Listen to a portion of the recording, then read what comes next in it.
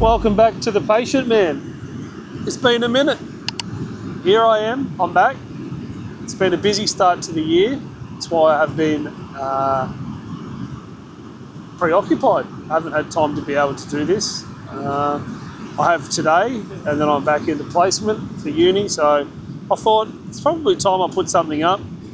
I'm not in a hurry to put something up, but I feel like I need to because I've got some things I'd like to talk about. Today I'd like to talk about when you know you've found the right person.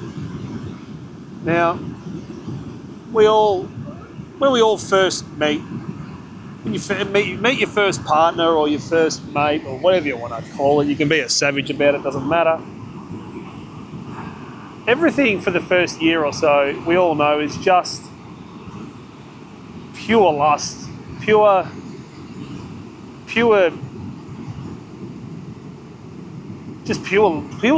It's powerful. You know, you don't see any flaws in anyone, and you don't see the real person. You don't see the real person.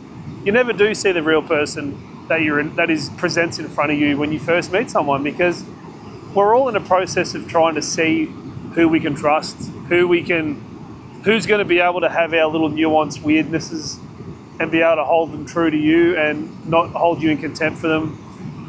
We're all afraid of being really, really seen.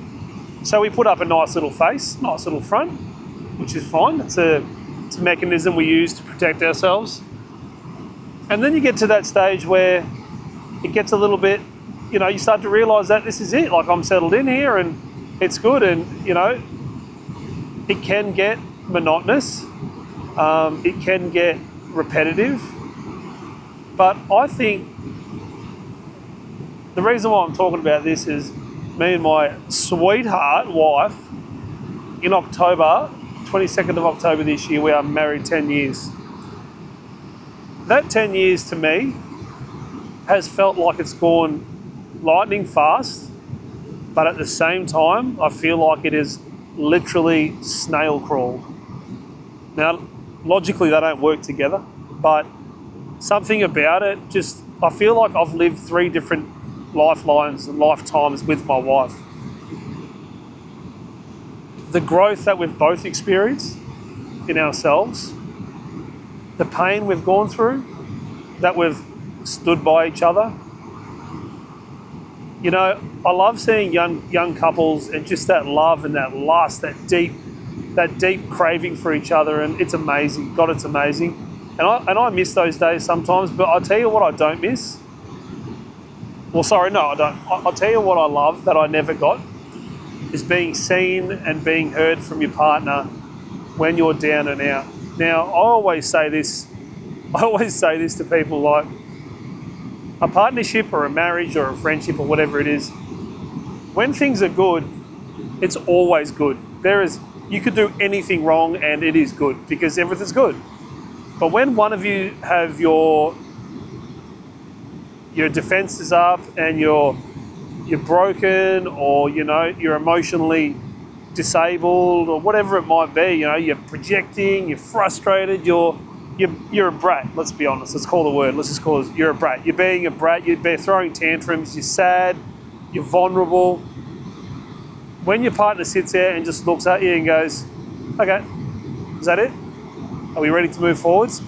That feeling of that, you can never magnify the amount of times that my wife and I, the first day we met, that feeling of love, you could magnify that times 30 and it wouldn't even reach close to the feeling of when you are absolutely shot, scared, gone out in the corner, think there's nothing else going on in life, and you're done.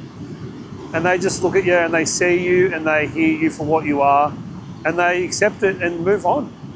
And it's like all your walls get just peeled down. And it's nice to know that someone's there for you no matter what. Now, in our marriage, there's been a swing both ways. I've gone down like a sack of spuds, and my wife has patiently been by my side and fought for me. And my wife's gone down like a sack of spuds, and I've been there and still am to this day, patiently with her and helping her through her lifetime and through her life circumstance and her situation in life. And she does amazing. She's killing it. We're both doing so amazing, and I'm so proud of both of us. We have changed dramatically since we first met. We are not the same people we were when we first met. We're totally different versions of ourselves. But we experienced each other go through those transitions, and we loved each other through those transitions. I think there's a lot to be said about, I think sometimes when people do change in marriages and the other partner's not ready for it or won't accept that, I think that's when that distance gets wedged. But don't be afraid to question your marriage, and don't be afraid to question the person in front of you, and don't be afraid to hurt them. Now, hurting them, we obviously know what hurting them means. Being honest and making sure that what you give your feedback back to your partner is not passive aggressive. And the feedback you give back to your partner, you need to make sure that it is for their benefit, not for your gain. Because it's really hard sometimes when you're hurting and you don't feel seen in a marriage, or something's not right, and you start to feel that feeling of, why not me? Why can't I get what I want? Maybe take yourself back and have a breath and go, how can I be there for my partner? And majority of the time, that feeling and urge of what about me is actually just being present with your partner and giving them space. You'll always come back. You just got to be patient with it. You got to be patient with it. It's really important, guys. So that's going to wrap that up for today. Love yous all, I miss yous all, and I'm going to try to keep punching on with these videos, and hopefully I'll get a couple more in before Japan. So much love. Chris O out.